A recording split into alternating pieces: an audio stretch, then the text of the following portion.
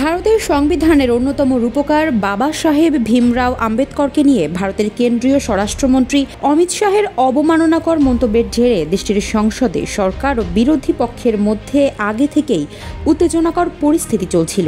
সেই উত্তপ্ত পরিস্থিতিতে ঘি ঢেলেছে পার্লামেন্ট প্রাঙ্গণে বিরোধী দলের সংসদ সদস্যদের সঙ্গে ক্ষমতাসীন ভারতীয় জনতা পার্টি বিজেপির সংসদ সদস্যদের হাতাহাতির ঘটনা।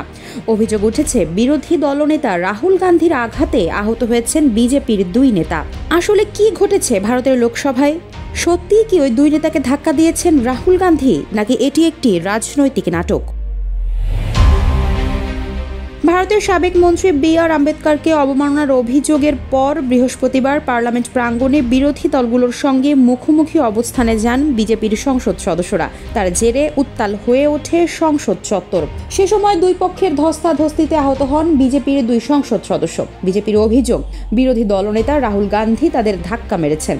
আহত দুজন হলেন ওড়িশার সংসদ সদস্য প্রতাপ সারঙ্গী ও উত্তরপ্রদেশের সংসদ সদস্য মুকেশ রাজপুত। তাদের নয়াদিল্লির রাম মনোহর লোহিয়া হাসপাতালে ভর্তি করা হয়েছে।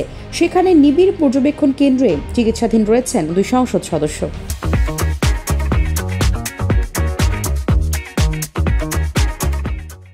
দুই বিজেপি নেতা আহত হওয়ার জন্য রাহুল গান্ধীকে দায়ী করে বিজেপি সদস্য নিশিকান্ত দুবে জানিয়েছেন রাহুলের লজ্জিত হওয়া উচিত। তিনি গুন্ডাগিরি শুরু করেছেন বলে অভিযোগ এই বিজেপি নেতার। তবে রাহুলের উল্টো অভিযোগ, তিনি পার্লামেন্টে যখন প্রবেশ করতে যাচ্ছিলেন তখন বিজেপি সংসদ সদস্যরা তাকে বাধা দেন, ধাক্কা দেন এবং হুমকি দিতে থাকেন। এই ঘটনায় রাহুল গান্ধীর বিরুদ্ধে থানায় এফআইআর দায়ের করেছে বিজেপি। পার্লামেন্ট স্ট্রিট পুলিশ স্টেশনে গিয়ে বিজেপি সংসদ সদস্য অনুরাগ ঠাকুর, বাঁশুরি স্বরাজ অভিযোগ দায়ের করেছেন বিরোধী দলনেতা রাহুল গান্ধীর বিরুদ্ধে। তাই স্বাভাবিকভাবেই প্রশ্ন উঠছে, গ্রেপ্তার হবেন রাহুল গান্ধী?